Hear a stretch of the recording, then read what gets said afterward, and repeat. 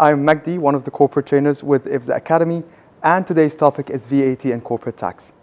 Of course, VAT and corporate tax is a very important topic that we are having questions about all the time, and how it will affect our business and our free zone business as well. That is why we have our special guest, Peter Watley. Peter is a qualified chartered accountant and a graduate from Port Elizabeth University with more than 30 years of experience in more than one branch of finance. He offered to be with us today to help you understand more about the VAT and corporate tax. And of course, by the end of the session, we are going to have the Q&A part where you'll be able to ask all the questions, and Peter will be able to answer all of them. Peter, thank you so much for joining us today. It's a great pleasure having you and having you here helping us understand more of what we really need to learn about the VAT and corporate tax. Thank you, Magdi, and welcome everybody on board. A couple of little additional insights. I am a partner with Gulf Tax Accounting Group. We're basically a boutique accounting firm where we focus on tax, VAT, corporate restructuring, and a few other items along the way. I think Magdi missed, one of the things that's probably most pertinent to this, and it's my former roles as a tax inspector and former tax and audit partner with Grant Thornton. So if you look at me now, you can say that I'm actually a gamekeeper turned poacher, looking after everything as far as tax things go. Right, so at the start, we all know VAT has been in place since 2018. And we're just going to do a very quick overview of what has happened, what the current status is on VAT, where the FTA is focusing its attention, and for some of the members here who might not yet be registered or are being asked questions about VAT registration. I think it's something that we can deal with pretty quickly, but I think it's still quite important.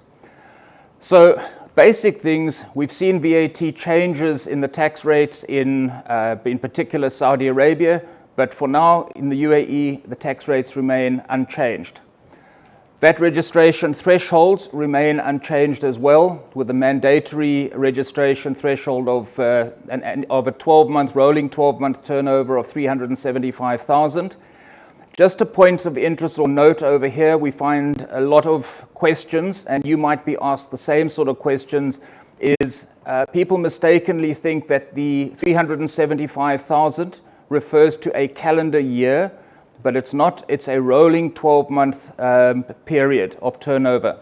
So I think that's the first thing to have a look at. The other thing that people always mistake is if they make sales that are export sales that typically would not attract VAT at 5% in the UAE, they tend to exclude it from their calculations, and then they get upset when they get registered for VAT and they get penalized for late registrations.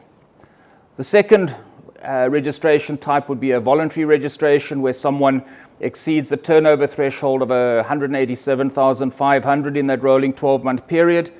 And some people say, well, why would I want to voluntarily register and pick up all of the problems and the hassles and the administration that goes with it? But what we found is many businesses don't really want to deal with businesses who are not yet registered for VAT. So at the first opportunity, a number of people take this opportunity to get themselves registered.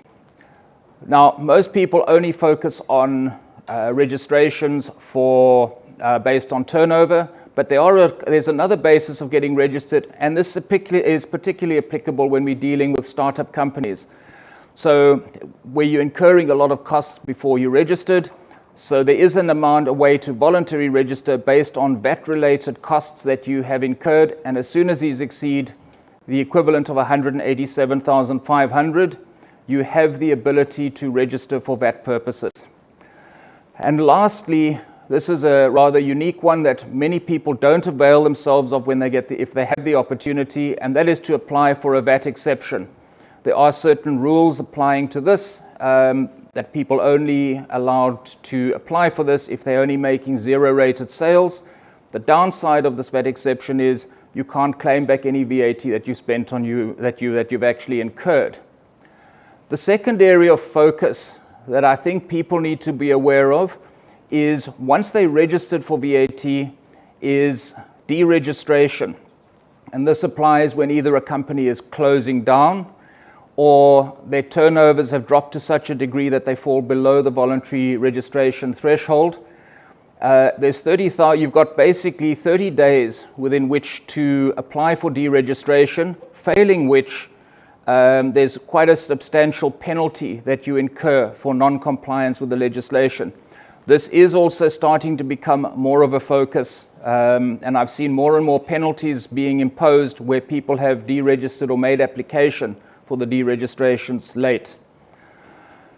The other side of it, I think even more importantly, 5 years in, the FTA have now ramped up their staffing.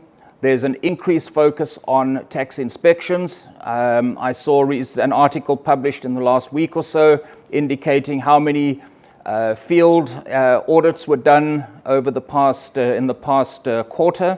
So there's a significant increase in these things. People visiting your premises, asking for information to evaluate how you have performed in the past. Main focus is here, proper records. We still get lots of people who keep their records in Excel and Word and those sort of things, and those are unacceptable from the tax authority's perspective. Second bit of focus is valid tax invoices. If you don't have a valid tax invoice, they will disallow any claims that you might have. But equally, if you are issuing tax invoices that are non-compliant, you run the risk of penalties relating to issuing incorrect invoices, and those penalties run per invoice that is incorrect.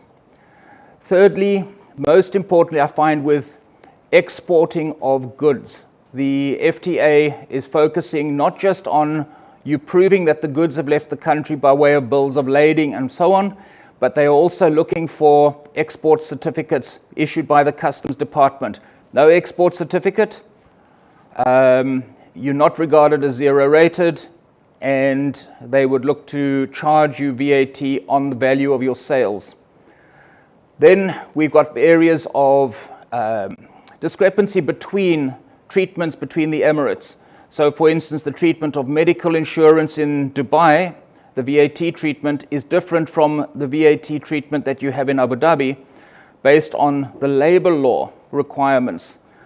And then lastly, an issue revolving around what they call disbursements versus reimbursements. There's a special guideline that was actually issued by the FTA to try and address this issue, along with a number of other areas, like what is exported services as an example.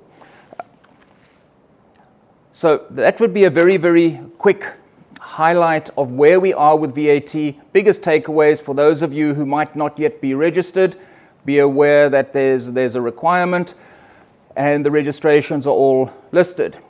So now we come onto this thing called corporate income tax, which is something very, very new to the majority of companies in the UAE. There are still corporate taxes on the records for certain types of businesses already in operation, but this is a new introduction that's going to affect a whole lot of businesses and a whole lot of people over here.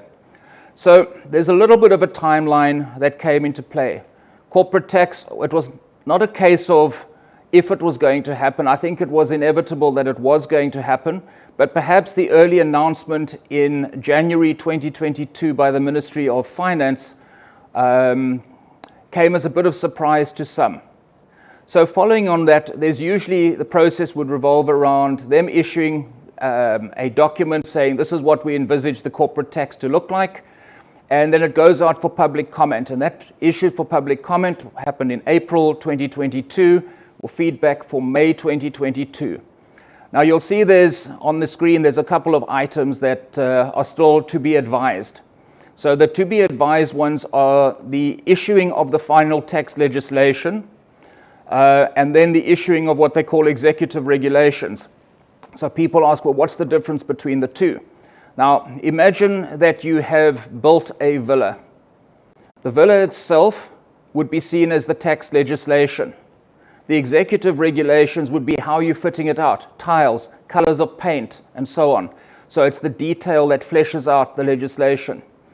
The tax legislation was supposed to have come out after summer. There have been a few delays, so we're expecting it in the next few weeks. And then following on that, probably about a couple of months after that, we'd expect the executive regulations to kick in. And then the next critical date is the 1st of June 2023, because that is where the first people who are subject to corporate tax, it will start applying to them, 1st of June 2023. So it begs the question, what is the link between VAT, which was introduced back in 2018, and corporate income tax? Now, there's a few things to be done. And harkening back to my time as a tax inspector, VAT returns and income tax returns were like gold to us as far as doing our audit evaluations. So for one thing, information appearing on your VAT returns should also be appearing on your corporate tax returns. Like your sales line, you're declaring your revenue for VAT purposes, you're declaring turnover for income tax purposes. If there's a difference between the two, the tax authority as a basic test will just have a look at it and say, well, you've declared 1 million dirham in sales for income tax purposes, but you've got 1.2 million declared for VAT.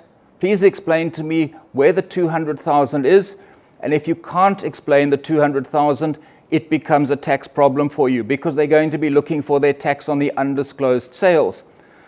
Similarly, if your income tax sales reflect 1 million and your VAT return reflects 800,000, they're going to start asking you, well, where's your underdeclared VAT sales?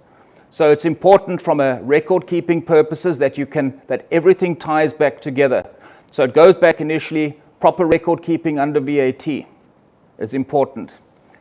Then you've got a whole lot of other overlaps. So if I were looking at someone's VAT return, just knowing the industry that they are in, probably within 90% accuracy, I can determine how much profit they have. And this is just from an optics and experience perspective. But with all the data tools that are available to the tax authorities these days, they should be able to identify fairly closely what they'd be expecting.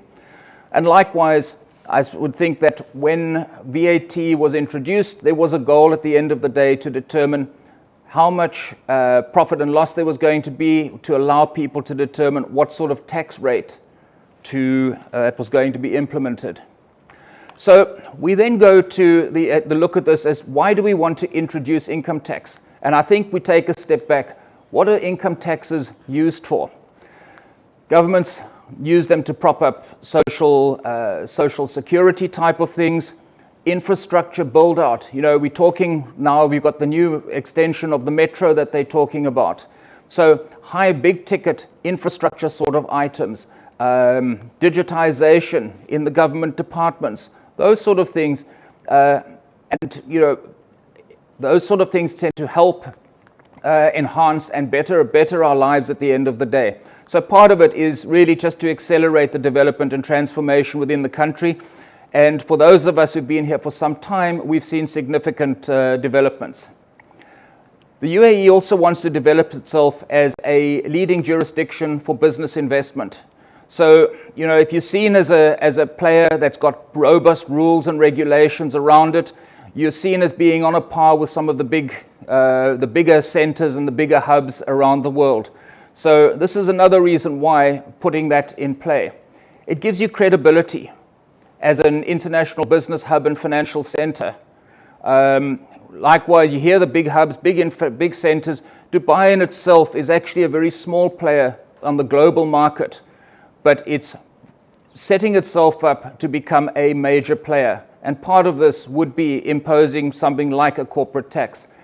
And then lastly, with the big global picture, there's a huge process underway with the OECD to avoid or reduce what they call tax base erosion. And in simple terms, what this is large corporations, multinational corporations, moving their profits from tax-paying jurisdictions into low or no tax-paying jurisdictions. Now, in line with this, UAE has tied up with this minimum corporate tax that are being looked at for global multinationals. But in line with that, we've also looked at now introducing a corporate tax rate for everybody, for all businesses. So what are the key principles that we're talking about when it comes to taxation? So the first one is we want to have flexibility, and we want to have these things aligned with modern business practices around the world. The second thing we want to look at is certainty and simplicity. You know, if I'm doing a business deal, I want to know that if a certain transaction goes through, it gets treated the same way every time. It's not linked to which side of the bed the person looking at the transaction got out of in the morning. It also wants to be simple. Simplicity is great for the end user. Complexity is actually great for the tax consultants, because the more complex the situation, the more fun they can have in manipulating, trying to reduce taxes, and so on. So simplicity and certainty are two key factors. Then you've got neutrality and equity. It doesn't matter who you are. Whether you're a high-ranking person, a CEO, a worker, a new business, a massive multinational, you should all be treated the same way. And tax legislation sort of gives you that framework to allow that. And then last of all, you have the issue of transparency. So nothing is hidden, nothing behind the scenes. It's all out there. Right, so to whom does this apply? Now I know this is a very complex slide, but if we just focus initially on the right-hand side, and then we can work our way through the little digital flowchart. So to whom does it apply? First and foremost, to individual persons, to natural persons who do commercial activities. So if you're an individual and you have a trade license, this applies to you. Whether you be a freelancer holding a freelancer license, or you have a professional license, it applies to you. The second one is incorporated entities within the UAE. So any incorporated entities, if you have an LLC, if you have a free zone company, those are all going to be subject to the legislation. Bear in mind, I would say subject to the legislation, but not necessarily subject to tax itself.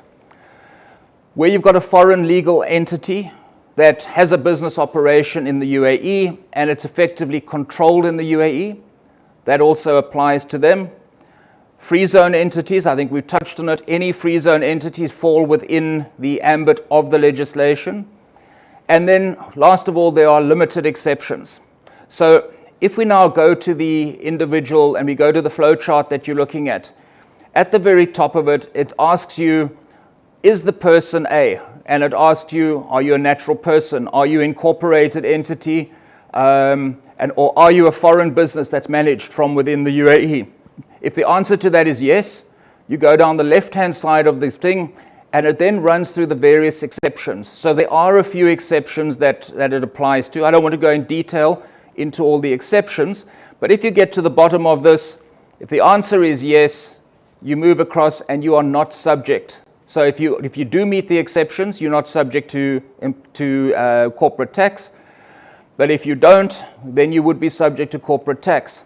Then likewise, if the person has a permanent establishment in the business, in the country, in other words, you're one of these foreign businesses that's carrying on a business over here, if you do, then it goes to the question, yes, if you have a permanent establishment, you're subject to corporate tax, and then it goes through a number of other little checks to see, to disqualify you from having to register for corporate tax.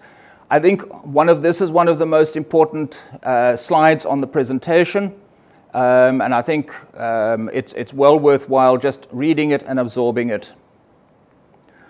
Right, so when does this corporate income tax start? Because I hear so many stories, there's a lot of confusion. People think, okay, so the 1st of June is when this corporate tax thing starts. And the answer to that is yes, that's true. But it talks about years of tax commencing on the 1st of June. So if my company has a May tax year end, a May financial year end, my 10x tax year starts on the 1st of June. And that means that corporate tax applies to me from the 1st of June 2023 for the year to the 31st of May 2023, and then I have 9 months within which to file. But the majority of businesses that we find over here sit with a December year end. So if your year end is December, your first year of applicability for corporate tax will be from the 1st of January 2024 for the year ended 31st of December 2024, and your first tax filing that you would have to do and tax payment will be by the 30th of September. So you have 9 months within which to file your tax return and make your payment. Word of caution here, if you have a tax bill, the tax is not your money. So set it aside, make certain you have the cash flow. If you have a tax liability, that you have the cash flow to be able to settle your payments, because the penalties typically involved with non-payment or late payment are often quite punitive. So it circles in, what are our basic obligations that we want to have as far as registration for corporate tax? So the first obligation that you have is to register for corporate tax. So if you've gone through that checklist, you hold a trade license, you are an incorporated entity, you have to go through the process of registration with the FTA. We have not yet seen what the registration requirements will be, but everyone will have to register, and the registration will widen the tax net further because it will also include people who are currently not registered for VAT. The second main obligation that you would have would be to file your return within 9 months of your financial year end and make the necessary payments after that period. Now, in one way, we're quite lucky in that in other jurisdictions, people have to file temporary corporate tax or estimates of their corporate income tax at different stages during their year and make provisional corporate tax payments. For us over here, they've indicated that this only applies to us is a single filing, 9 months after year end, make the filing online, self-assessment type, and make the payment. If there are any queries, they will then raise some queries, and in all likelihood, if there are some problems with significant differences, ask you to pay in a little bit extra or allow for a refund of overpayments of tax. The other side of it is if your business stops, and often people are focusing more on getting the business going, but if the business stops, there are also some obligations that you will have. So there's an obligation within basically 3 months of shutting your business down to deregister, physically deregister. And you're not renewing your trade license. That is effectively shutting your business. So there would be a requirement to contact the FTA and apply for deregistration for corporate income tax. And then lastly, and I'm just circling back on this again, maintaining proper records. Now, you would have seen maintenance of proper records being important from a VAT perspective, but maintenance of proper records is equally important, if not more so, for income tax purposes. Because let's say you have an expense that's gone through your books for VAT purposes and you can't find the invoices, you just don't claim the VAT for that expense. From an income tax perspective, if you can't find the paperwork that supports that payment, you cannot claim it because you won't be able to justify or prove to the tax authority that it's a legitimate business expense. So record keeping, if anything, becomes more and more important from an income tax perspective. Right, so how does corporate tax get calculated? Now, they've announced that the basic tax rate is 9%, and this 9% applies on all what they call taxable income, and we'll come back to taxable income, that is greater than 375,000. So if you are one of the businesses that makes marginally above that in turnover for VAT, the chances are you're not going to pay corporate tax at all. So it's going to kick out a lot of people from the tax net for corporate tax, this 375,000. The second bit is there's 9% free zone onshore branches. So if you have a free zone that has an onshore branch, whatever profits appear in the onshore branch are going to be subject to corporate income tax at a rate of 9%. There's a 0% potential tax rate for free zone companies. Now, but there are a number of caveats that revolve around this. The first one is that they need to maintain adequate substance. Now, when we talk about substance, we're not necessarily talking specific types of income streams like we have for normal economic substance reporting, but the principles are still the same.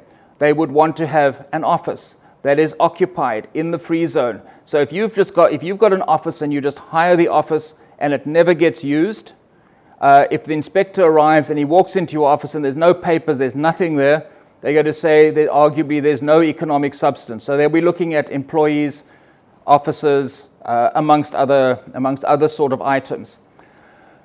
They want you to comply or meet all regulatory compliance requirements. And then lastly, subject to audit. So if you want to claim a 0% tax rate as a free zone company, you will be subject to audit, because I would imagine that the auditors are going to have to issue a special certificate confirming, amongst other things, that you had no onshore business at all coming out of your free zone.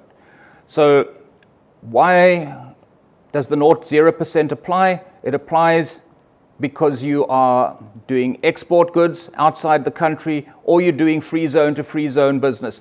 If you are doing only that type of business, you are eligible to apply for the 0% tax rate. But a single transaction between a free zone company and onshore, so not necessarily goods, because you can't supply goods onshore, you normally go through an agent of some sort to distribute your goods. But we often find that services, people will do a service from their free zone company to an onshore company, and if you've done that, it taints the whole pool and you'd be disqualified from getting the 0% tax rate. And yeah, from dirham number 1, you're now subject to tax. And then lastly, yeah, so that was I think the last point on that schedule. Right, so how do we calculate this income tax, or the taxable income? So we start with the accounting net profit in the financial statements. So likewise, it's indicating we need to keep proper books so that we can extract and prepare a set of financial statements. Annual financial statements calculated in terms of IFRS, International Financial Reporting Standards. Now there's different ways and different methods of preparing financial statements, but the tax legislation has come down that they must be prepared on the basis of International Financial Reporting Standards. Funnily enough, all new auditors, before they get registered to audit going forward, they're going to have to sit a few exams. One being on corporate tax, one being on, by understanding, on professional ethics, and one being on IFRS reporting. So there's an enhancement going through. The next critical thing is the treatment of a capital asset versus what they call a revenue asset. So a capital asset is a type of asset that you would be spending money on that would generate a long-term benefit to you. Think about a piece of manufacturing equipment. You buy the equipment today, it costs you 500,000 dirhams, but it has a useful life of the next over the next 5 years. So for tax purposes, they will not allow you to write off the full value of that capital equipment, but they will allow you to write off a portion of it over its useful life, as opposed to revenue assets. Now, the most common sort of revenue assets that we'd be looking at would be something like inventory or stock. It's something that you buy, you sell, and there's a direct cost attached to generating your sale. So that would be more in line a revenue type of asset. So buying and selling revenue assets, normal trading, that would fall within the calculation for tax purposes. But then importantly, they've got something about what they call unrealized gains or losses. So once again, they differentiate between capital gains, unrealized capital gains, and unrealized revenue gains. So by way of example, I have got an investment in shares, and that investment is a million dirhams, but the value of those shares has now grown to 1.5 million. Because it's a capital asset in nature, that unrealized profit, there's no tax on it at all in any case, because nothing is vested, nothing has been sold. But if I have inventory, for instance, which is a revenue type of asset, and let's say you bought the inventory today, you're perhaps in the retail sector, you're in fashion, and at the end of the season you've got a whole lot of inventory that hasn't sold, the value of it is probably going to not be what it was when you bought it. So there might be a decrease in value, and that would then, even if it is unrealized, you would probably be able to claim tax on it. But if there's an appreciation in value of a revenue asset, you will be able to, they will try to tax you on that. And then, of course, there are restrictions on certain deductions.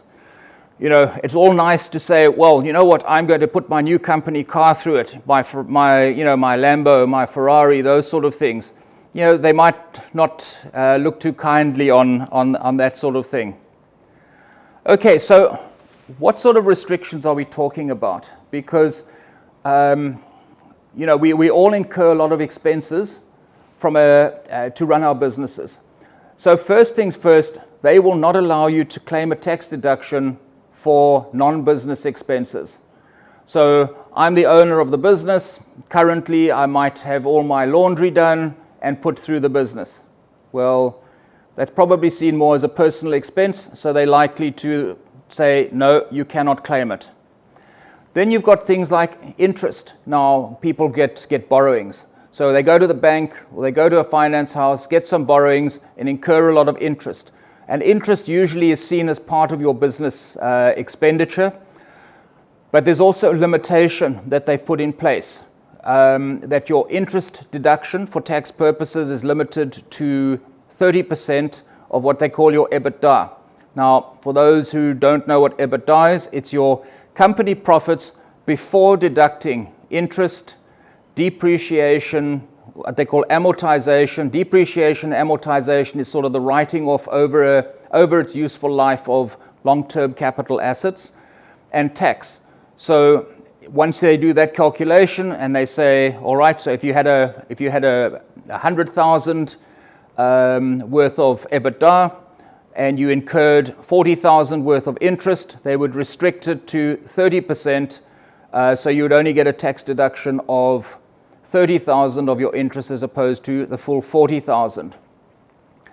But when it comes to related party interest, now I've got a business, so I lend money to the business. There's going to be some additional restrictions because I am a related party to it. If I receive interest in my personal capacity in the UAE, there's no tax on it in my hands. But there's a potential for a tax deduction in the hands of the company. But because it's a related party, they need to ensure that the interest rate, amongst other things that are being charged, is at a market-related interest rate. That if I went out to the market or went to somebody else to borrow money, that's the sort of rate I would be paying. Entertainment is another big one. We love entertaining over here. Unlike VAT, where effectively entertainment is not allowable as a deduction for VAT purposes, genuine business entertainment, they're going to allow at this stage 50% of the cost of that entertainment. If I've incurred 1,000 in entertainment, they will allow a deduction of 500. But I suspect that the executive regulations will come into play and will probably restrict or give more definition as to what is included and what is allowable and what is not allowable. Administrative penalties are not deductible. So there's a Latin term, contra bono mores, which means against public morals. So the reason you've got a penalty is because you've incurred an offense. So in basic tax law globally, If you've incurred a penalty or a fine, it's non-deductible for tax purposes. Then we get on to things like tax losses. So a tax loss incurred once the legislation is in play can be rolled forward to subsequent tax years. Can be rolled forward basically indefinitely as things currently stand. But I think the big thing is, which has created a little bit of discussion, is tax losses incurred prior to the implementation of the tax are not going to be allowed for tax purposes at this stage. So if you're currently a startup and you're incurring all your losses now, and you get into this situation where you now start making profits as soon as corporate tax comes in, unfortunately, as things currently stand, you won't get any benefit for those losses. A very important one here is where you have related party or group companies, where you have a company that's in a free zone and a company that is an onshore company. So payments to a free zone company by a mainland group company is a non-deductible expense. And this is just to make certain that everyone is on the same playing field, because it would be a case of saying, all right, I'm going to generate income in the free zone by invoicing my onshore company at whatever rate, and it means that I've moved effectively the profits across into the free zone company. So they don't want that to happen, because in normal circumstances, those profits would have been incurred in the onshore company. And lastly, on the schedule, we've got a little something called transfer pricing. Now, a lot of people aren't necessarily aware of what this is, but it's a mechanism in terms of which people tend to shift profits from a high tax to a low tax or no tax environment, or they try to manipulate where there's connected parties to make an unmarket related expense. So I often hear people saying, well, I've made let's say 2 million dirhams in profits in my business. Currently I'm drawing 30,000 a month, 40,000, 50,000 a month in salary. When corporate tax comes in, I'm just going to declare a massive bonus for 2 million. I don't think that will necessarily work out too well for you because of this transfer pricing type of things, and it's likely that there's going to be some form of confirmation sought that executive salaries, where it's related parties or you own the business, are actually market related. So how do we go about determining the tax? So we do our final tax calculation. So we do the taxable income. We determine if there's any taxable income between 0 to 375,000. So there's 0% attached to that. We then go above that, and anything above the 375,000 is subject to 9% corporate tax, which then gives you your corporate tax liability. But in some cases, you might be doing business with your own operation that's offshore, and you could be paying foreign income tax in another jurisdiction. So what they will allow you to do is they will allow you to claim a foreign tax credit against your UAE taxes. So if you paid, say, 15% corporate tax in another jurisdiction, they will allow you to offset your foreign tax, but that offsetting is going to be limited to the 9% tax rate that we have here. And then once you've deducted that tax credit, if it applies to you, that's going to be your final tax liability that we all are going to be facing. So I've done a lot of talking, and we're going to sort of head into a Q&A session. So just to go through, I'd like to read from a quote from Franklin Delano Roosevelt regarding taxes.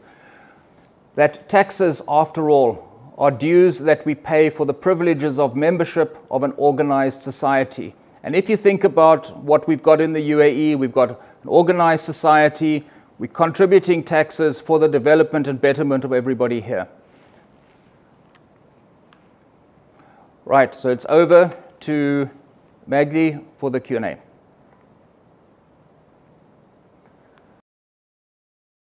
Thank you very much, Peter, for all the information that you provided us with.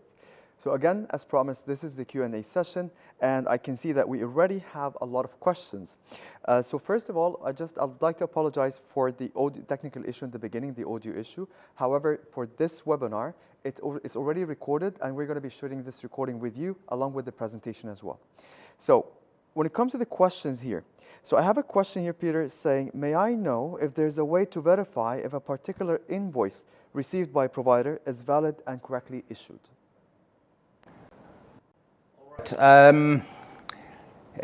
At this stage, probably no. There's nothing that I can see over here. The only thing that was closely resembling that was to be able to find out if someone was liable to charge you, for instance, for VAT. But we're not yet in that position. In my home country, basically in Portugal, for instance, if someone gives you an invoice, they ask you ask them to put your tax number on it. The tax number then gets populated into a central database, and when you submit your personal tax returns, you get that tax deductible. We're not there yet, so at this stage, I don't think there is anywhere at this stage that we can check the validity of a specific invoice. I think when it comes to maybe checking the authenticity of the person who's issuing the invoice, for now, the only checks you can really do is if someone is registered for VAT, provided you have their VAT number, there's a lookup that you can use with the tax authorities. But for income tax at this stage, no, but I would expect there might be some sort of lookup. Okay, thank you very much. And I have a question. It's a long one. So the question is saying, if there are sales subject to VAT of 800,000 dirhams and sales not subject to VAT of 200,000 dirhams, then the total sales in the CIT, the corporate income tax declaration, will be 1 million dirhams. Where's the issue then? Okay, so there is no issue, but there should be a requirement when you're submitting your VAT returns. The nature of there's two types of sales that you'd likely to have that could account for a difference. So on your VAT returns, you might only have the taxable sales reflected of 800,000, and there might be exempt sales for 200,000, which means from that perspective, you're still up to your million. But where you have out-of-scope sales, they don't appear on your VAT return. That is not an issue per se, as long as if the FTA asks you the question, where is that 200,000 come from, that you can actually prove to them that this is either exempt sales or out-of-scope sales. So there is no real problem as long as you can prove where the difference is, and the difference is a legitimate difference. Perfect. So another question here. Does an IFZA free zone company that provides services to clients outside the UAE is liable for corporate tax? I think we can circle back to that one, and the answer is I don't know. And I'm caveating this because remember when we spoke about the free zone companies, to get 0% corporate tax, there's a whole lot of requirements for you to have: the economic substance, the subject to audit, but also if you're only doing export sales and only export sales, and you've gone through the audit and you have the economic substance, then it's likely that corporate tax wouldn't apply to you. But if you are doing 50% of your sales that are export sales, and then you're doing some business onshore, then all of your income, all of it would be subject to corporate tax at a standard rate of 9%, regardless of whether you're in the free zone or not. Okay, and another question. So this is a question about South Africa. Which platform do you use to file the tax returns? Because in South Africa, we use e-filing, which is an online portal and easy to access. Okay, so there's just been an announcement of a new platform that's being launched by the FTA. So we haven't seen it yet, but it is being launched. There will be something similar to be able to do your online filings. but we are not aware of it yet. But I think similar to what they have back in South Africa, there will be platforms to file things online. We do already file online for VAT, and I don't see any reason why there won't be anything to be done with corporate tax. Okay, so regarding the corporate income tax exemptions for free zone companies, what are those exceptions, and is the profit of free zone companies subject to corporate income tax in general? Sorry, just repeat that question. Of course. So regarding the CIT exemptions for free zone companies, what are those exceptions, and is the profit of free zone companies subject to CIT in general? Okay, so I think it's very similar to the first question that we were asked. So once again, if I'm in a free zone company and I want to avail myself of the 0% tax, I need to tick a whole lot of boxes. The one would be that I have economic substance in the free zone.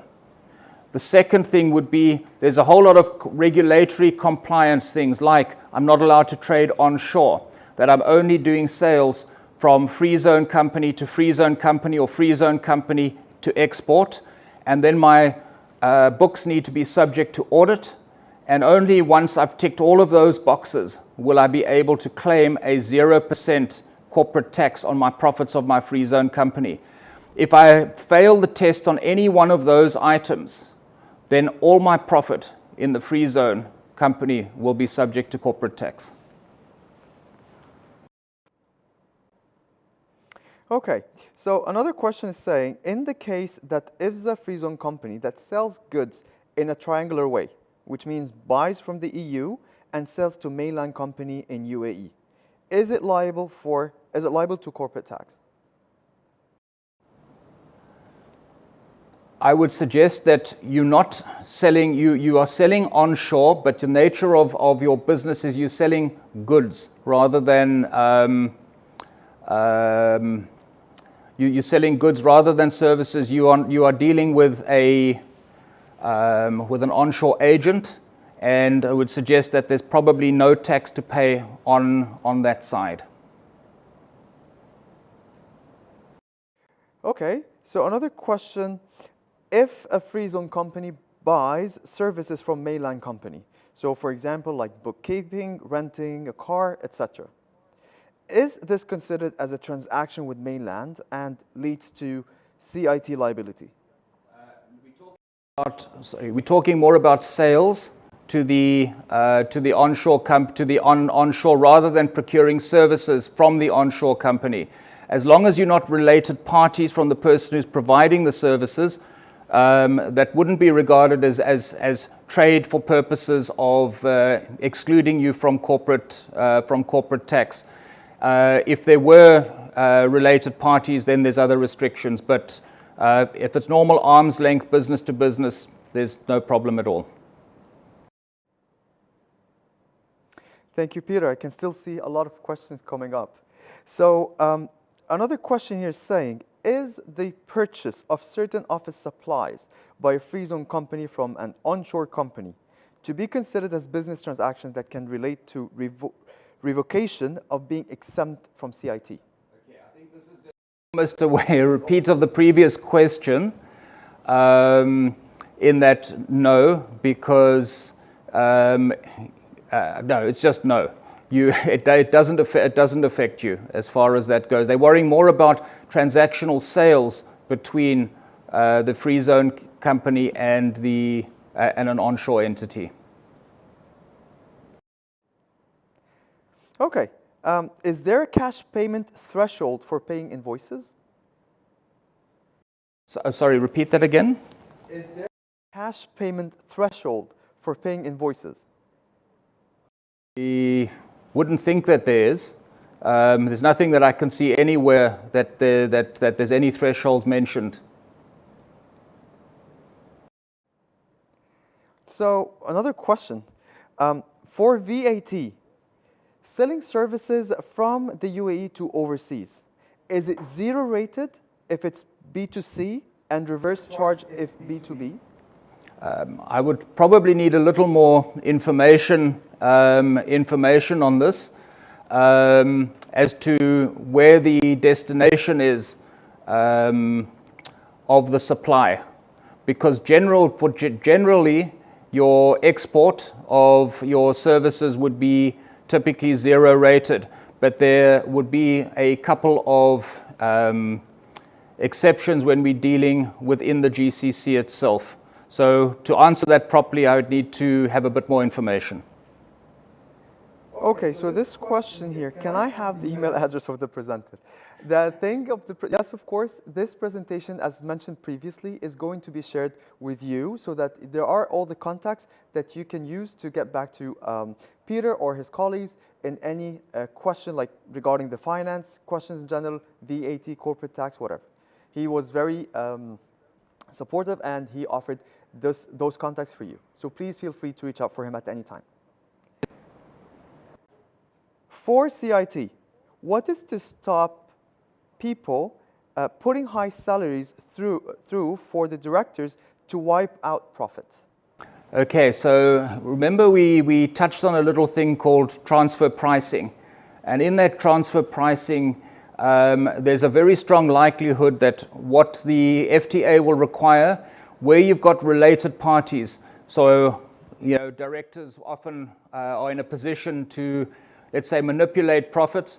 So if the going rate for a salary for a particular type of executive is 75,000 dirhams a month, and the guys bump their salaries up to 150,000 or give themselves special bonuses, it will kick them out of the tolerance bands.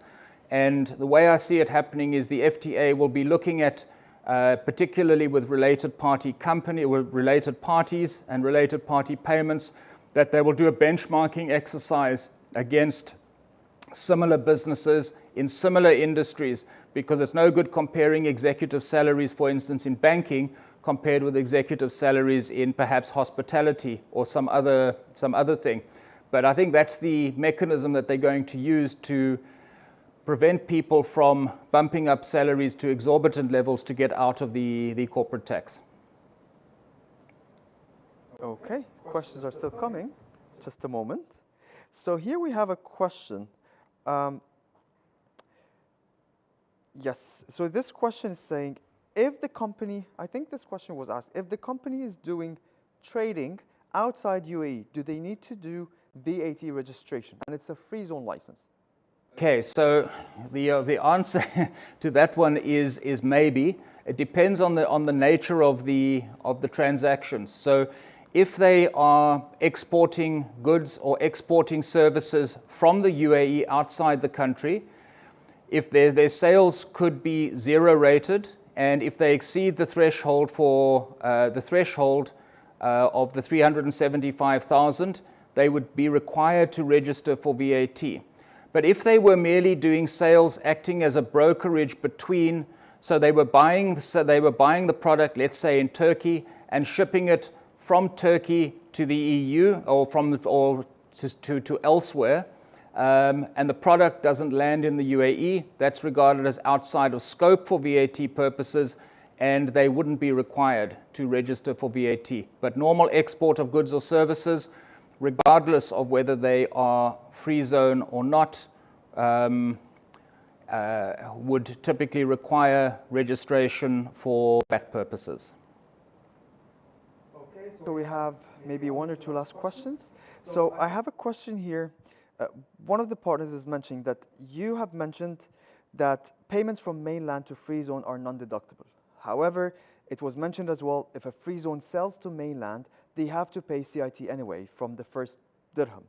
So assume double tax treaty will apply to foreign taxes paid overseas.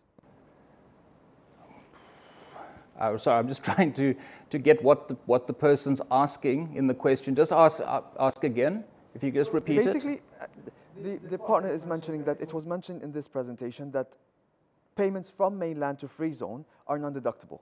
However, it was mentioned as well that if a free zone sells to mainland, then they have to pay CIT anyway. And assume double tax treaty I assume that double tax treaty will apply to foreign taxes paid overseas. Okay, so there's a couple of questions here. I think, remember the issue that we spoke about was the non-deductibility from a group company perspective.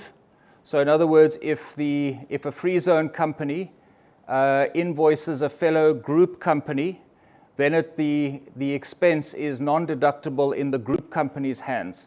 I think that was the question. That's the first part of the item.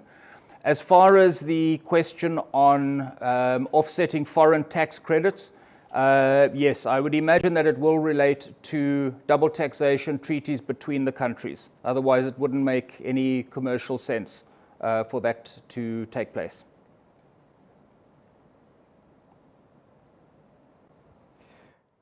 Okay, so let's see what other questions we have here. With my free zone company, I own real estate within Dubai. Does any tax occur when I sell this property?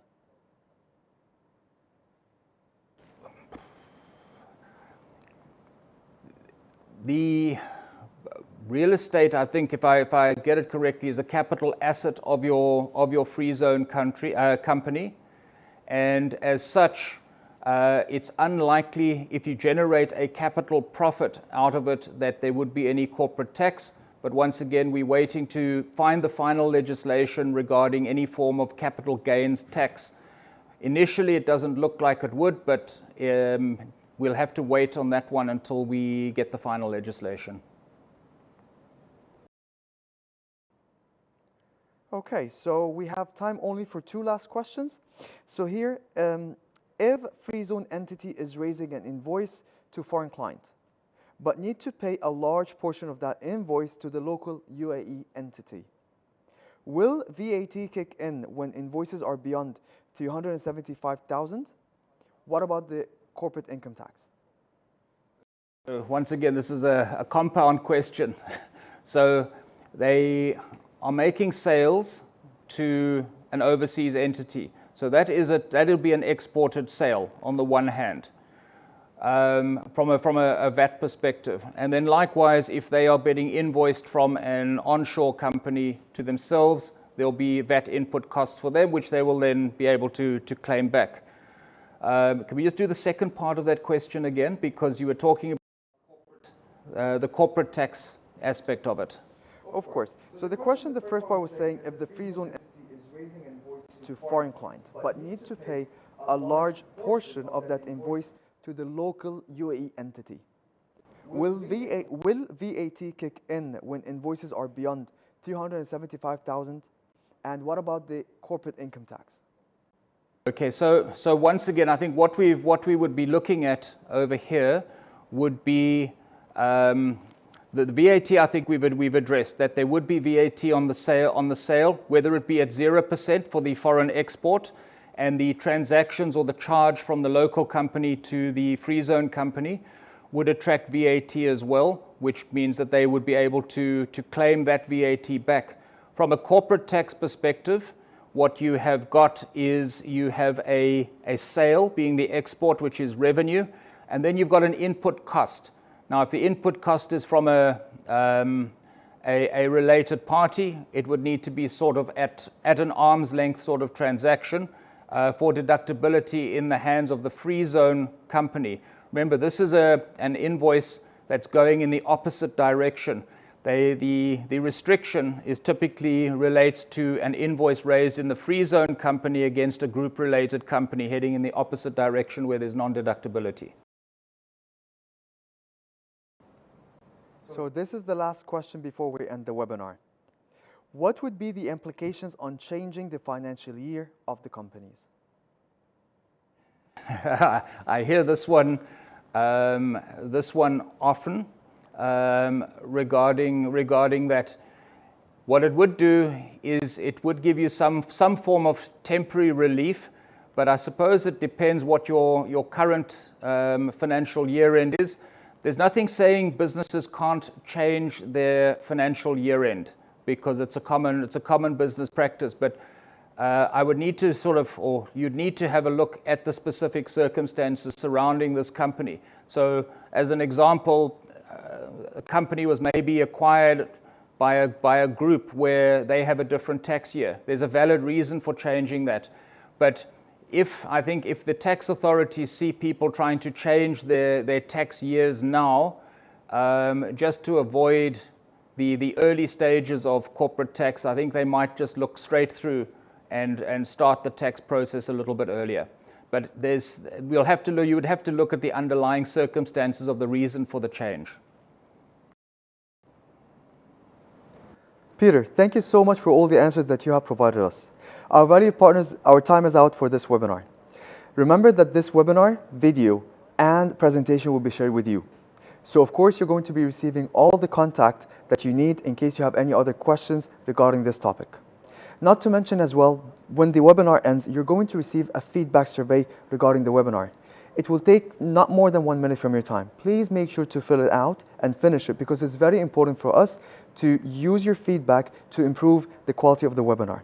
Not to mention as well, me, Magdi, as a corporate trainer with IFZA Academy, I remind you, if you have any questions or if you would like us to book any training session for you, the IFZA Partner Induction Training, to understand more about IFZA and the processes, please reach out to us through academy@ifza.com and we will be glad to help you with whatever you need.